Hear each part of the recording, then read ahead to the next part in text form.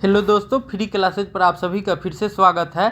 आज हम NCERT class 10th के विज्ञान विषय के अध्याय 6 नियंत्रण एवं समन्वय के बारे में पढ़ेंगे। तो नियंत्रण एवं समन्वय को हम लोग अंग्रेजी में कंट्रोल एंड कोऑर्डिनेशन कहते हैं।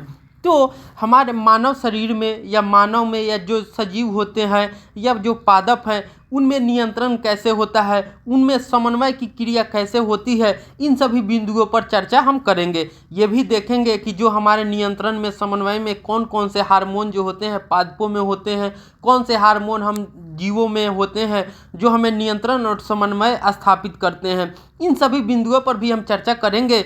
और जो हमारे होते हैं वो तंत्रिका तंत्र जो होते हैं वो ऊतक होते हैं, तो वो किस तरह से हमारे अंदर समन्वय का कार्य करते हैं। तंत्रिका तंत्र में कौन कौन से भाग होते हैं जो सामंजस्य स्थापित करते हैं हमारे अंगों में और वातावरण के बीच में, उन सभी चीज़ों पर हम चर्चा करेंगे। तो आइए इस अध्याय को शुरू करते हैं। अगर आपको इसी तरह के और भी अध्यायों को आपको देखना हो तो आप हमारे YouTube चैनल फ्री क्लासेज 504 को सब्सक्राइब कर सकते हैं। वहाँ पे सभी विषयों के प्लेलिस्ट बने हुए हैं जहाँ आप जाकर देख सकते हैं। अगर आपको वीडियो अच्छा लगता है तो प्लीज़ लाइक एंड सब्सक्राइब भी कर दीजिएगा और अपने दोस्तों के साथ या क्लासमेट जो होंगे उनके साथ शेयर भी कर दीजिएगा। तो आइए हम देखते हैं नियंत्रण एवं समन्वय। तो नियंत्रण क्या होता है। तो नियंत्रण को हम लोग समझने के लिए कह सकते हैं कि जो नियंत्रण है रोकने और नियमन की शक्ति है। इसका मतलब कि कोई भी हम कार्य करते हैं तो उसको कैसे करना है, किस ढंग से करना है, उसका उचित तरीका क्या है, वो कह सकते हैं कि जब हम उस पर नियंत्रित करते हैं तो वो हमारा नियंत्रण कहलाता है। जैसे कि आप देख सकते हैं किसी भी जैव का मतलब यहाँ पे सजीव हो जाते हैं। तो कोई भी जैव में अगर सजीव में गति शुरू होती है, धीमा होती है, रोका जाता है, या उनमें वातावरण के साथ जो सामंजस्य होते हैं उनको स्थापित किया जाता है, ये सभी हमारे जो शरीर में होते हैं वो क्या होते हैं, तो नियंत्रण के थ्रू ही होता है। कितने करना है, कितना नहीं करना है। और एक वर्ड हमारा है समन्वय, कोऑर्डिनेशन। तो कोऑर्डिनेशन जो होते हैं वो किसी उत्तेजना के प्रति, कोई हमारे शरीर में उत्तेजना हो रहा है या किसी जीव में उत्तेजना हो रहा है तो उसके जो उचित प्रतिक्रिया होगी वो उत्पन्न करने के लिए, तो वो किसी जीव के शरीर में हो सकता है, जैसे हमारे शरीर में हो सकता है, या स्किन में हो सकता है, या हमारे शरीर के किसी भी भाग में हो सकता है। तो उस पर जब हम उचित तरीके से एक साथ काम करते हैं तो वो हमारा समन्वय कहलाता है। आगे हम इन चीज़ों पर और विस्तृत चर्चा करेंगे। तो आइए इस अध्याय को हम लोग शुरू करते हैं। हमसे कह रहा है कि पिछले अध्याय में हमने सजीवों में अनुरक्षण, रख रखाव कार्य में संलग्न जैव कर्मों के बारे में पढ़ा था। तो जब हमने सजीवों के अनुरक्षण के बारे में पढ़ा था, जहाँ पर हमने जैव प्रकर्म में देखे थे, तो हमने देखा था कि जो सजीव होते हैं उनमें पोषण, श्वसन और वहन और उत्सर्जन की क्रियाएं हमेशा चलती रहती है, सतत चलती रहती है, और वही हमारे अनुरक्षण का कार्य करते हैं, रख रखाव का कार्य करते हैं। आगे हमने इस बात पर विचार करना प्रारंभ किया था कि कोई वस्तु गतिशील है तो सजीव है, और हमने इस पर भी जो विचार था कि किया था कि कोई भी वस्तु में अगर गतिशील है, गति हो रही है, तो हमने कहा था कि सजीव है। लेकिन पादपों में तो गति नहीं होती है, तो उनमें जो गति होती है वो उनके वृद्धि का परिणाम होते हैं। पादपों में इस तरह की कुछ गतियाँ वास्तव में वृद्धि का परिमाण है। एक बीज अंकुरित होता है और वृद्धि करता है, और हम देखते हैं कि नवोद्भिद माने नए जो बीज होते हैं या नए जो पौधे निकलते हैं वो हमारे नवोद्भिद कहलाते हैं। कुछ दिनों में गति करना होता हुआ मृदा को एक ओर धकेल कर बाहर आ जाता है। लेकिन यदि किसी वृद्धि रुक गई हो तो ये गतियाँ नहीं होती। यदि किसी पादप में ये वृद्धि अगर रुक गई हो तो उनमें हम देखते हैं कि ये गतियाँ जो समान होती हैं वो नहीं होती है। अधिकांश जंतुओं में, कुछ पादपों में होने वाली कुछ गतियाँ वृद्धि से संबंधित नहीं है। एक दौड़ती बिल्ली, झूले पर खेलते बच्चे, जुगाली करती भैंस आदि ये गतियाँ वृद्धि के कारण नहीं होती। तो जो बच्चे बिल्ली होती हैं वो दौड़ते हैं, झूले पर जो बच्चे खेलते हैं, जुगाली करती भैंस है, तो उनमें जो होती है वो वृद्धि के कारण उनमें गति नहीं होती है। दिखाई देने वाली इन गतियों को हम जीवन के साथ क्यों जोड़ते हैं? इसका एक संभावित उत्तर यह है कि हम गतियों को जीव के पर्यावरण में आए परिवर्तन की अनुक्रिया सोचते हैं। तो हमारे जीवन में जो भी क्रिया होती है, यह जैविक में या अजैव में तो नहीं होती है, जैव जो होते हैं पादप या सजीव, उनमें क्या होता है, तो हम कोई भी कार्य करते हैं, कोई भी क्रिया करते हैं, तो उसके प्रति जो हमारे पर्यावरण से होते हैं उतना ही अनुक्रिया के बारे में हम सोचते हैं। जैसे बिल्ली इसलिए दौड़ी होगी क्योंकि उसने एक चूहे को देखा होगा। तो हम देखते हैं कि जो बिल्ली है अगर वो दौड़ रही है तो इसका कारण यह है कि उसने किसी चूहे को देखा होगा। तो क्या है कि जब हमने बिल्ली ने चूहे को देखा तो उसके प्रति क्या हुआ, एक क्रिया जगी। तो उस क्रिया के लिए वो क्या कर रही है, दौड़ रही है चूहे की ओर। तो क्या कर रही है, अनुक्रिया भी हो रही है। केवल यही नहीं है, हम गति को सजीवों द्वारा किए गए एक ऐसे प्रयास के रूप में भी सोचते हैं जिसमें उनके पर्यावरण में हुए परिवर्तन उनके लिए लाभकारी हो। सूर्य के प्रकाश में पौधे वृद्धि करते हैं, तो सूर्य की प्रकाश की उपस्थिति में पौधे वृद्धि करते हैं। बच्चे झूले से आनंद प्राप्त करने का प्रयास करते हैं। भैंस जुगाली करती है ताकि भोजन छोटे छोटे टुकड़ों में टूट जाए, उसका पाचन भली भांति हो सके। जब तेज रोशनी हमारी आंखों पर फोकस की जाती है या जब हम किसी गर्म वस्तु को छूते हैं तो हमें परिवर्तन का पता लग जाता है और इसकी अनुक्रिया में स्वयं को बचाने के लिए गति करते हैं। तो जो भी हमारे प्राकृतिक में कोई चीज़ होते हैं, जैसे हम गर्म चीज़ को छूते हैं तो हमारे शरीर में भी उसको रोकने के लिए प्रति जो होती है, गति को बचाने के लिए हमारे शरीर में गति होती है, वही हमारा अनुक्रिया कहलाती है। तो हम कह सकते हैं कि हर क्रिया के प्रति जो हमारे बॉडी होते हैं वो अनुक्रिया करते हैं। यदि हम इसके बारे में अधिक विचार करें तो ऐसा प्रतीत होता है कि पर्यावरण की अनुक्रिया के प्रति ये गतियाँ सावधानी से नियंत्रित की जा सकती है। पर्यावरण में प्रत्येक परिवर्तन की अनुक्रिया से एक समुचित गति उत्पन्न होती है। तो जो हमारे पर्यावरण होते हैं उनमें प्रत्येक परिवर्तन की अनुक्रिया से एक समुचित गति जो होती है वो उत्पन्न होती है। जब हम कक्षा में अपने दोस्तों से बात करना चाहते हैं तो हम जोर से चीखने की अपेक्षा फुसफुसाते हैं। स्पष्ट रूप से कोई भी गति उस घटना पर निर्भर करती है जो उसे प्रेरित करती है। अतः इस तरह की नियंत्रित गति को पर्यावरण में भिन्न घटनाओं से के अभिज्ञान से जोड़ा जाना चाहिए जो अनुक्रिया के अनुरूप गति करे। दूसरे शब्दों में कहें तो सजीव को उन तंत्रों का उपयोग करना चाहिए जो नियंत्रण एवं समन्वय का कार्य करते हैं। तो हम सजीवों में नियंत्रण एवं समन्वय के अलग अलग कार्य करने के तरीके होते हैं, या हमारे शरीर में वैसे अंग होते हैं, तंत्र होते हैं जो नियंत्रण और समन्वय का कार्य करते हैं। बहुकोशिकीय जीवों में शरीर संगठन के सामान्य सिद्धांत को ध्यान में रखते हुए यह कह सकते हैं कि विशिष्टीकृत ऊतक का उपयोग इन नियंत्रण तथा समन्वय क्रियाकलापों में किया जाता है। अब हम आगे जंतु तंत्रिका तंत्र देखते हैं। तो जो हमारे तंत्रिका तंत्र होते हैं वो वातावरण से, तो हम देखते हैं कि जो हमारे शरीर होते हैं उनमें तंत्रिका तंत्र या पेशी ऊतक जो होते हैं वो नियंत्रण का कार्य करते हैं। तो आइए हम बेहतर तरीके से जानते हैं कि तंत्रिका तंत्र क्या होते हैं। जंतुओं में यह नियंत्रण तथा समन्वय तंत्रिका तथा पेशी ऊतक द्वारा किया जाता है।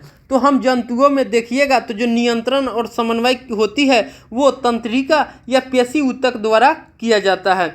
इसके जिस विषय में हम कक्षा 9 में पढ़ चुके हैं, तो हमने कक्षा 9 में पढ़ा था तो तंत्रिका तंत्र क्या होते हैं। तो तंत्रिका तंत्र वह होते हैं, तो या हम कह सकते हैं कि जिस तंत्र के द्वारा विभिन्न अंगों का नियंत्रण तथा अंगों और वातावरण में सामंजस्य स्थापित होता है, तंत्रिका तंत्र कहलाता है। जैसा कि तंत्रिका तंत्र में हमने देखा था तो क्या क्या आते हैं। तो तंत्रिका तंत्र में हमारा मस्तिष्क आ जाता है, मस्तिष्क और मेरुरज्जु आ जाते हैं। ये दोनों जो होते हैं वो तंत्रिका तंत्र के ही भाग आते हैं और ये दोनों तंत्रिका तंत्र में आते हैं। आगे हमने पेशी ऊतक के बारे में पढ़ा था, तो हमने देखा था कि पेशी ऊतक वे ऊतक है जिनमें जंतुओं के शरीर की पेशियाँ निर्मित होती है। तो हम जंतुओं में जिनसे जंतुओं के शरीर की पेशियाँ निर्मित होती है और पेशियों में जो होते हैं वो हमारे शरीर में संकुचन में मदद करते हैं या संकुचन की उनमें क्षमता होती है। जैसे हमने देखा था कि हमारे मांसल के साथ हड्डी जोड़े होते हैं या हड्डी से हड्डी जोड़े होते हैं, तो ये सभी जो हमारे शरीर में गति होते हैं, मूवमेंट होते हैं, वो सभी पेशी ऊतक के कारण ही होते हैं। तो इन सभी की चर्चा हमने क्लास 9 में की थी। अब हम आगे देखते हैं। आकस्मिक परिस्थितियों में गर्म पदार्थ को छूना हमारे लिए खतरनाक हो सकता है। हमें इसे पहचानने की तथा इसके अनुरूप क्रिया करने की आवश्यकता होती है। हम कैसे पता लगाएं कि हम गर्म वस्तु को छू रहे हैं। हमारे पर्यावरण में सभी सूचनाओं का पता कुछ तंत्रिका कोशिकाओं के विशिष्टकृत सिरों द्वारा लगाया जाता है। तो हमारे पर्यावरण में सभी जो सूचनाएं होती हैं उसका जो पता चलता है, तो कुछ तंत्रिका तंत्र के कोशिकाओं में के विशिष्टीकृत सिरे होते हैं, उसके द्वारा लगाया जाता है। ये ग्राही प्रायः हमारी ज्ञानेंद्रियों में होते हैं, जैसे आंतरिक कर्ण हमारा कान हो जाता है, नाक हो जाता है, जीवा हो जाता है आदि। रस संवेदी ग्राही स्वाद का पता लगाते हैं। तो जो रस संवेदी ग्राही होते हैं वो हमारे अंदर स्वाद का पता लगाते हैं, जबकि घ्राण ग्राही गंध का पता लगाते हैं। और जो घ्राण ग्राही होते हैं वो हमारे शरीर में वो स्मेल का पता लगाते हैं, गंध का पता लगाते हैं। यह सूचना एक तंत्रिका कोशिका के द्रुमाकृतिक सिरे द्वारा उपार्जित होते हैं। तो ये जो सूचना होते हैं हमारे शरीर में, वो तंत्रिका कोशिका के द्रुमाकृतिक सिरे के द्वारा उपार्जित होते हैं, उत्पन्न होते हैं। जैसा कि आप चित्र 6.1 में ए में देख सकते हैं। एक रासायनिक क्रिया द्वारा यह विद्युत आवेग पैदा करती है। तो जो हमारे तंत्रिका तंत्र होते हैं वो रासायनिक क्रिया द्वारा विद्युत आवेग उत्पन्न करते हैं। यह आवेग द्रुमिका से कोशिकाएं तक जाता है। तो जो आवेग होते हैं वो द्रुमिका से कोशिकाएं तक जाते हैं और तब तंत्रिका काक्ष, जिसे हम लोग एक्सॉन भी कहते हैं, तो एक्सॉन में होता हुआ इसके अंतिम सिरे तक पहुंच जाता है। एक्सॉन के अंत में विद्युत आवेग कुछ रसायनों का विमोचन करते हैं। ये रसायन रिक्त स्थान, जिसे हम लोग सिनेपस कहते हैं या सिनेप्टिक दरार भी कहते हैं, को पार करते हैं और अगली तंत्रिका कोशिका की द्रुमिका में इसी तरह का विद्युत आवेग प्रारंभ करते हैं। यह शरीर के तंत्रिका आवेग की मात्रा की सामान्य योजना है। तो ये हमारे शरीर में जो होते हैं वो तंत्रिका आवेग के सामान्य योजना होती है। अतः इसी तरह का एक अंतर्ग्रथन सिनेप्स ऐसे आवेगों को तंत्रिका कोशिका से अन्य कोशिकाओं जैसे कि पेशी कोशिकाओं या ग्रंथि तक ले जाते हैं, जैसा कि चित्र 6.b में हम देख सकते हैं। तो यहाँ 6.a में देखिए, तो ये हमारा तंत्रिका का चित्र है, तंत्रिका तंत्र का। तो ये हमारा क्या है, द्रुमिका है। ये जो होते हैं वो केंद्रक है, ये कोशिकाएं हैं। और यहाँ पे आप देखिएगा तो हमारा क्या है, तंत्रिका का है और यहाँ तंत्रिका का अंतिम सिरा है। तो हमने देखा तो क्या होता है कि हमारे शरीर में एक रासायनिक क्रिया द्वारा विद्युत आवेग उत्पन्न होता है। तो विद्युत आवेग जो होते हैं वो धीरे धीरे जो हमारा द्रुमिका होता है, तो द्रुमिका से होते हुए ये कहाँ चले आते हैं, ये जो खाली स्पेस होते हैं कोशिकाएं, यहाँ तक चले आते हैं। और कोशिकाएं इन्हें क्या करते हैं कि तंत्रिकाक्ष जो हमारा होते हैं, एक्सॉन होते हैं, ये एक्सॉन में क्या करते हैं, वो एक्सॉन से होता हुआ ये अंतिम सिरे में भेज देते हैं। अंतिम सिरे में भेज देते हैं, यहाँ पे क्या होता है, तो एक्सॉन के अंत में कुछ विद्युत आवेग रहते हैं, तो वो कुछ रसायनों का विमोचन करते हैं। और ये रसायन जो रहते हैं कि जो खाली खाली रिक्त स्थान होते हैं, जिन्हें हम लोग सिनेप्स कहे थे, तो उनको पार करते हैं और अगली जो हमारी तंत्रिका कोशिका की द्रुमिका में होती है वो विद्युत आवेग क्या होती है, प्रारंभ हो जाती है। आगे हमने बी में देखा था, तो जो ये देख सकते हैं, तो बी में हमारा क्या है, तो तंत्रिका पेशी ऊतक है। क्या है तंत्रिका, ये पेशी ऊतक है। तो कहाँ माइटोकॉन्ड्रिया होते हैं, तो इस तरह की आकृति जो होती है माइटोकॉन्ड्रिया होते हैं। ये हमारा तंत्रिक पेशीय संधि है, ये तंत्रिकाक्ष है। जैसा कि इसका जो है कि हमारा बहुत बड़ा डायग्राम दिया हुआ है, पेशी फाइबर होते हैं, कोशिका होते हैं। अतः इसमें कोई आश्चर्य नहीं है कि तंत्रिका ऊतक तंत्रिका कोशिकाओं या न्यूरॉन के एक संगठित जाल का बना होता है। तो जो हमारा तंत्रिका ऊतक होते हैं वो तंत्रिका कोशिकाओं या न्यूरॉन के एक संगठित जाल का बना होता है। तो तंत्रिका जो ऊतक होते हैं वो न्यूरॉन के बने होते हैं और यह सूचनाओं को विद्युत आवेग के द्वारा शरीर के एक भाग से दूसरे भाग तक संवहन में विशिष्टीकृत हैं। जैसा कि चित्र 6.1 को देखिए तथा इसमें तंत्रिका कोशिका को भाग को पहचानिए। तो जो 6 हमारा 1 के ए में चित्र है उसमें तंत्रिका कोशिका के भाग दिए हुए हैं और उनको हमको पहचानना है जहाँ सूचनाएं उपार्जित होती है। तो कहाँ सूचनाएं उपार्जित होती है, तो हमने देखा था कि सूचनाएं जो होती है द्रुमिका से में उपार्जित होती है और धीरे धीरे कोशिकाएं तक जाती है, जिससे होकर सूचनाएं विद्युत आवेग की तरह यात्रा करती है।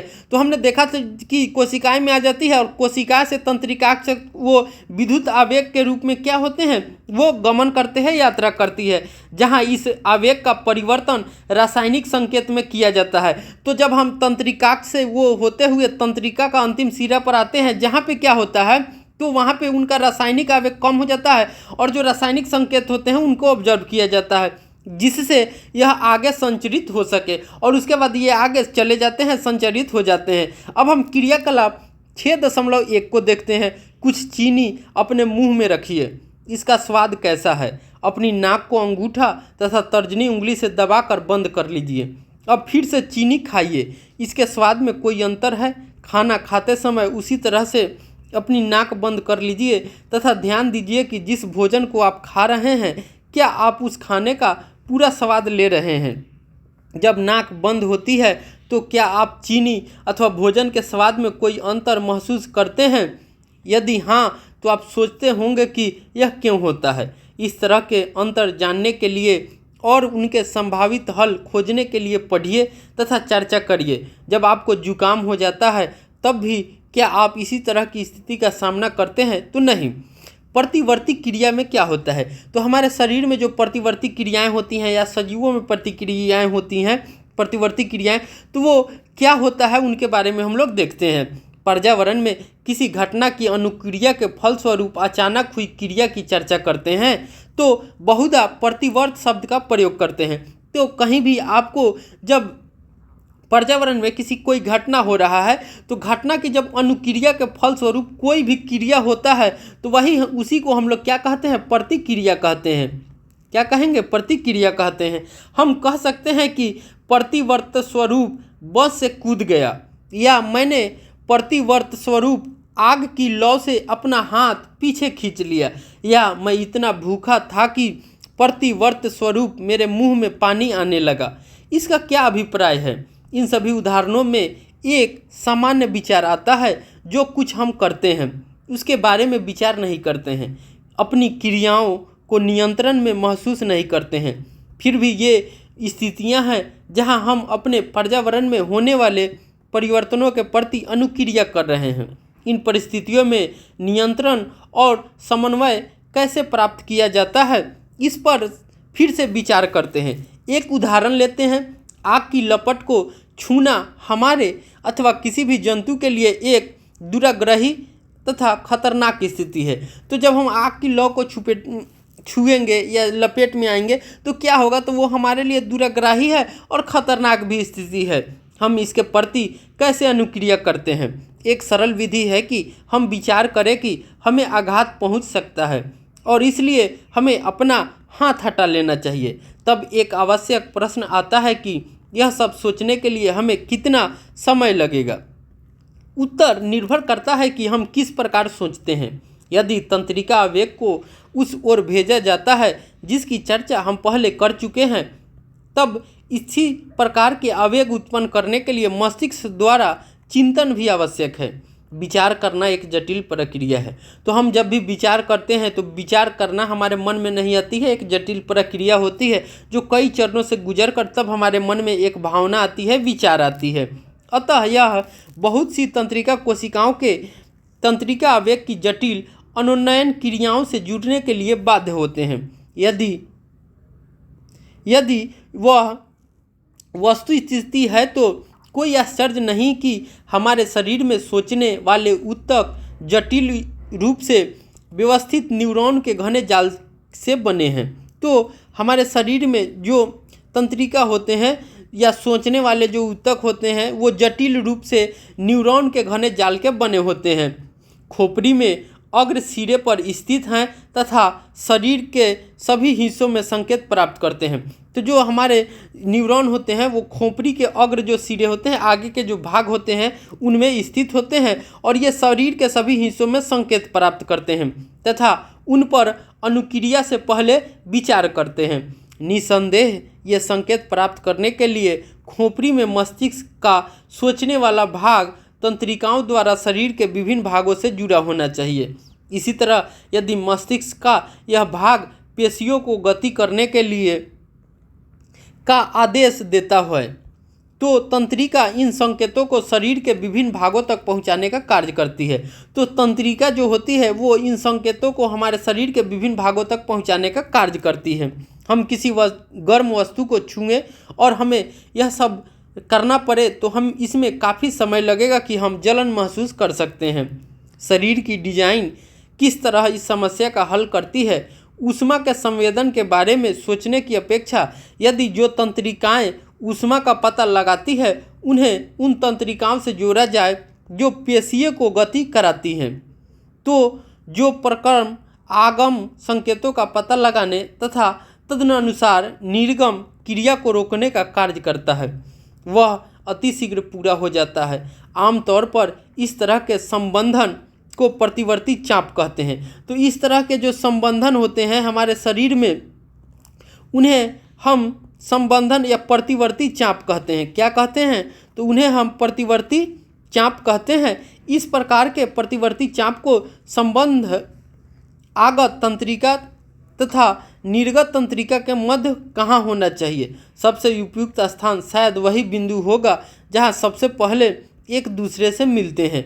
पूरे शरीर में की तंत्रिकाएं मेरुरज्जु में मस्तिष्क को जाने वाले रास्ते में एक बंडल में मिलती है। तो जो पूरे शरीर में हमारी तंत्रिकाएं जो होती है वो मेरुरज्जु में मस्तिष्क को जाने वाले रास्ते में एक बंडल से मिलती है। प्रतिवर्ती चाप इस मेरुरज्जु में बनते हैं। तो प्रतिवर्ती चाप जो होते हैं वो कहाँ बनते हैं? तो हमारे मेरुरज्जु में बनते हैं। यद्यपि आगत सूचनाएं मस्तिष्क तक भी जाती है। अधिकतर जंतुओं में प्रतिवर्ती चाप इसलिए विकसित हुआ है क्योंकि उनके मस्तिष्क के सोचने का प्रक्रम बहुत तेज नहीं है। तो अधिकतर जो जंतु होते हैं उनमें प्रतिवर्ती चाप इसलिए विकसित हुआ है क्योंकि उनके मस्तिष्क में सोचने का जो प्रक्रम होता है बहुत तेज नहीं होता है। तो आप कभी कभी देखिएगा तो जो किसी बच्चे में उनके सोचने की क्षमता जो होती है कम होती है क्योंकि उनमें प्रतिवर्ती जो चाप रहता है वो बहुत विकसित हो गया रहता है, विकसित रहता है, इसीलिए वो कम सोच पाते हैं। वास्तव में अधिकांश जंतुओं में सोचने के लिए आवश्यक जटिल न्यूरॉन जाल या तो अल्प या अनुपस्थित होता है। तो ऐसी स्थिति में जो जंतु होते हैं, जीव होते हैं, जैसे हम मनुष्य ही हैं, तो हम में जटिल जो न्यूरॉन होते हैं वो अल्प होते हैं या अनुपस्थित होते हैं, माने बहुत से कम होते हैं या वो अनुपस्थित रहते हैं, नहीं रहते हैं। इसलिए जो हमें सोचने के लिए जो आवश्यक होते हैं वो कम और ज़्यादा होते हैं न्यूरॉन की वजह से। अतः यह स्पष्ट है कि वास्तविक विचार प्रकरण की अनुपस्थिति में प्रतिवर्ती चाप का दक्ष कार्य प्रणाली के रूप में विकास हुआ है। यद्यपि जटिल न्यूरॉन जाल के अस्तित्व में आने के बाद भी प्रतिवर्ती जो चाप होते हैं वो तुरंत अनुक्रिया के लिए एक अधिक दक्ष प्रणाली के रूप में कार्य करते हैं। जैसा कि आप देख सकते हैं चित्र 6.2 में ये हमारा प्रतिवर्ती चाप का चित्र दिया हुआ है। तो यहाँ पे देखिए ये हमारे मस्तिष्क के लिए जो संदेश हैं वो जा रहे हैं। ये हमारा भाग जो है कि मेरुरज्जु है, ये जो कोशिकाएं हैं ये तंत्रिका कोशिकाएं हैं और आगे जो ये आप देख रहे हैं ये हमारा क्या है? प्रतिसारण है। यहाँ प्रेरक तंत्रिका कोशिका है, यहाँ संवेदी तंत्रिका कोशिका होते हैं और ये हमारा भुजा की पेशी है। जब हम किसी गर्म चीज़ ऊष्मा दर्द त्वचा में होते हैं, शरीर में होता है, तो इसके माध्यम से यहाँ पे क्या होता है? इनका संचरण होता है। तो जो संवेदी तंत्रिका होते हैं वो इनको इन सूचनाओं को, जो रासायनिक सूचनाएं होती हैं, उन्हें आगे तक की ओर ले जाता है। धीरे धीरे ये सूचनाएं यहाँ तक चली जाती है तो इनका प्रतिसरण हो जाता है, धीरे धीरे फैलती हैं और ये मेरुरज्जु तक आ जाते हैं। मेरुरज्जु से होते हुए ये सूचनाएं जो होते हैं कि हमारे मस्तिष्क में अग्रभाग में आ जाते हैं, जिससे हम इन सूचनाओं को ग्रहण करते हैं या जान पाते हैं। क्या आप उन घटनाओं के क्रम को खोज सकते हैं जो आपकी आँखों में तेज प्रकाश फोकस करने पर होती है? अब हमारा आगे है मानव मस्तिष्क। तो मानव मस्तिष्क क्या है, ह्यूमन ब्रेन, उन चीज़ों पर हम चर्चा करते हैं। क्या मेरुरज्जु का कार्य केवल प्रतिवर्ती क्रियाएं हैं? निश्चित रूप से नहीं, क्योंकि हम जानते हैं कि हम सोचने वाले प्राणी हैं। तो मनुष्य जो होते हैं वो सोचने वाले प्राणी हैं, मेरुरज्जु तंत्रिकाओं की बनी होती है। तो जो हमारे शरीर में मेरुरज्जु होती हैं वो तंत्रिकाओं की बनी होती हैं जो सोचने के लिए सूचनाएं प्रदान करती है। तो जो हमारे अंदर कुछ भी सोचने के विचार करने का मन आता है तो ये सूचनाएं जो होती हैं वो मेरुरज्जु ही हमें प्रदान करती है। सोचने में अधिक जटिल क्रिया विधि तथा तंत्रिका संबंधन होते हैं। ये मस्तिष्क में संकेंद्रित होते हैं जो शरीर का मुख्य समन्वय केंद्र है। तो हमारे शरीर का जो मुख्य समन्वय केंद्र कौन होता है, तो मस्तिष्क होते हैं, ह्यूमन ब्रेन होते हैं। मस्तिष्क तथा मेरुरज्जु केंद्रीय तंत्रिका तंत्र बनाते हैं। तो जो हमारे मस्तिष्क होते हैं या मेरुरज्जु होती हैं, यही दोनों मिलकर जो केंद्रीय तंत्रिका तंत्र बनाते हैं। ये शरीर के सभी भागों में सूचनाएं प्राप्त करते हैं तथा इसका समाकलन करते हैं। हम अपनी क्रियाओं के बारे में भी सोचते हैं। लिखना, बात करना, एक कुर्सी घुमाना, किसी कार्यक्रम के समाप्त होने पर ताली बजाना इत्यादि ऐच्छिक क्रियाओं के उदाहरण हैं। तो ये सभी जो क्रियाएं हम लिखते हैं, बात करते हैं या कुर्सी को घुमाते हैं या किसी कार्यक्रम समाप्त होते हैं तो ताली बजाते हैं, ये सभी हमारी ऐच्छिक क्रियाएं होती हैं। हम लोग अपने इच्छाओं से इन क्रियाओं को करते हैं। जो आगे क्या करना है के निर्णय पर आधारित है कि हम आगे क्या करते हैं, क्या बेहतर है, इन सभी क्रियाओं को हम लोग जानते हैं। अतः मस्तिष्क को भी पेशियों तक संदेश भेजने होते हैं। अतः मस्तिष्क भी होते हैं तो वो संदेश जो होते हैं पेशियों तक भेजते हैं। यह दूसरा मार्ग है जिसमें तंत्रिका तंत्र पेशियों में संचार भेजता है। केंद्रीय तंत्रिका तंत्र तथा शरीर के अन्य भागों में संचार को परिधीय तंत्रिका तंत्र सुगमता प्रदान करता है, जो मस्तिष्क से निकलने वाली कपाल तंत्रिकाओं तथा मेरुरज्जु से निकलने वाले मेरु तंत्रिकाओं के बने होते हैं।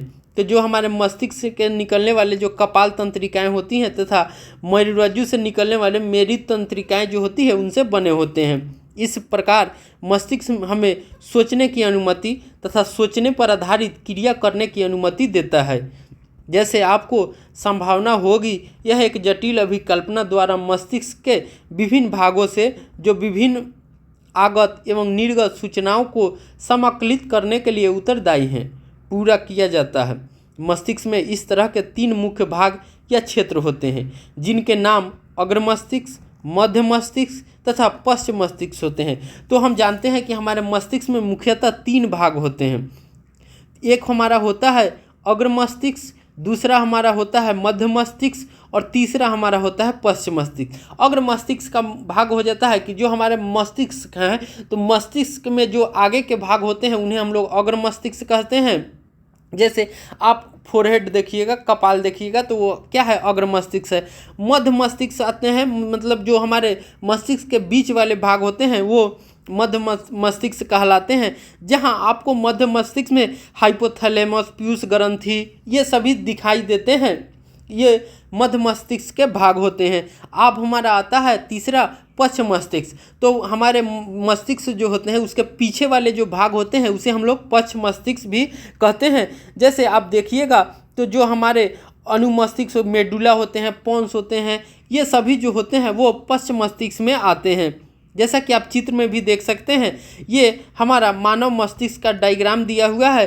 तो ये जो आगे वाले भाग हैं ये हमारा अग्र मस्तिष्क होता है, जो बीच वाले भाग होते हैं वो मध्य मस्तिष्क होते हैं, जो आरी के साइड के भाग होते हैं, अंतिम छोरे होते हैं, वो हमारा क्या होता है, तो वो हमारा पश्च मस्तिष्क होता है, जिसमें पोन्स, मेडुला, अनुमस्तिष्क ये सभी आते हैं। तो ये हम देख सकते हैं। और ये जो बाहरी आवरण होते हैं इसे ही हम लोग कपाल कहते हैं। बाहरी के जो खोपड़ी होते हैं, खोपड़ी को ही हम लोग क्या बोलते हैं, तो कंकाल बोलते हैं या कपाल। मस्तिष्क का मुख्य सोचने वाला भाग अग्र मस्तिष्क होता है। तो मस्तिष्क में हम लोग सोचते हैं, कोई चीज़ की सूचना आती है या किसी चीज़ पर हम लोग विचार करते हैं, ये हमारे मस्तिष्क के आगे वाले जो भाग होते हैं अग्र मस्तिष्क होते हैं, वहाँ होते हैं। इनमें विभिन्न ग्राहिक से संवेदी आवेग सूचनाएं प्राप्त करने के लिए क्षेत्र होते हैं। अग्र मस्तिष्क के अलग अलग क्षेत्र सुनने, सूंघने, देखने आदि के लिए विशिष्टीकृत हैं। इसमें साक्षर के क्षेत्र पृथक होते हैं, जहां इन संवेदी सूचनाओं, अन्य ग्राहियों से प्राप्त सूचनाओं एवं पहले से मस्तिष्क में एकत्र सूचनाओं का अर्थ लगाया जाता है। इस पर सब आधारित एक निर्णय लिया जाता है कि अनुक्रिया तथा सूचनाएं प्रेरक क्षेत्र तक कैसे पहुंचाई जाए, जो ऐच्छिक पेशी की गति को जैसे हमारी टांग की पेशियां नियंत्रित करती है। हालांकि प्रकृति में कुछ संवेदन देखने और सुनने से अधिक जटिल है। जैसे हमें कैसे पता लगता है कि हम पर्याप्त भोजन खा चुके हैं, हमारा पेट पूरा भरा है। यह जानने के लिए एक भूख से संबंधित केंद्र है जो अग्र मस्तिष्क में एक अलग भाग है। तो जो हमें इन क्रियाओं, जैसे हम देखते हैं कि हमें पर्याप्त भोजन हम खाए हैं कि नहीं खाए हैं, हमारा पेट भरा हुआ है कि नहीं भरा हुआ है, इन सभी जो क्रियाएं होती हैं उसके हमारे जो अग्र मस्तिष्क होते हैं उनमें एक अलग भाग होते हैं जो ये सूचनाएं हमारे देते हैं। मानव मस्तिष्क के नामांकित चित्र का अध्ययन कीजिए। हम देख चुके हैं कि विभिन्न भागों के विशिष्ट कार्य होते हैं। तो हमने देखा था कि जो मानव मस्तिष्क होते हैं उनके विभिन्न क्षेत्रों के विभिन्न भागों के अलग अलग अपने कार्य होते हैं या विशिष्ट कार्य होते हैं। अपने अध्यापक से परामर्श करके, मतलब सलाह लेकर, प्रत्येक भाग के कार्य का पता लगाइए। आइए प्रतिवर्त शब्द का दूसरा उपयोग भी देखते हैं।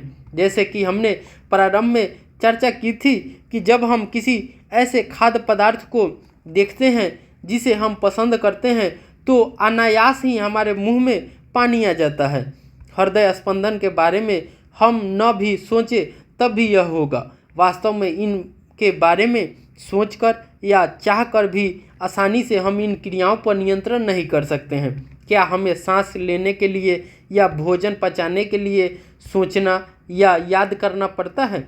अतः सामान्य प्रतिवर्ती क्रियाएं जैसे पुतली के आकार में परिवर्तन तथा कोई सोची क्रिया जैसे कुर्सी खिसकाने के मध्य एक और पेशी गति का सेट है जिस पर हमारे सोचने का कोई नियंत्रण नहीं होता है। इन ऐच्छिक क्रियाओं में से कई मध्य मस्तिष्क तथा पश्च मस्तिष्क से नियंत्रित होते हैं। तो ऐसी जो अनैच्छिक क्रियाएं होती हैं वो हमारे मध्य मस्तिष्क में, और जो पीछे वाले मस्तिष्क होते हैं पश्च मस्तिष्क, उनसे नियंत्रित होती है। ये सभी अनैच्छिक क्रियाएं जैसे रक्तदाब, लार आना, वमन पश्च मस्तिष्क स्थित मेंडुला द्वारा ही नियंत्रित होती है। कुछ क्रियाएं जैसे सीधी रेखा में चलना, साइकिल चलाना, पेंसिल उठाना पर विचार कीजिए। ये पश्च मस्तिष्क में स्थित भाग अनुमस्तिष्क द्वारा ही संभव है।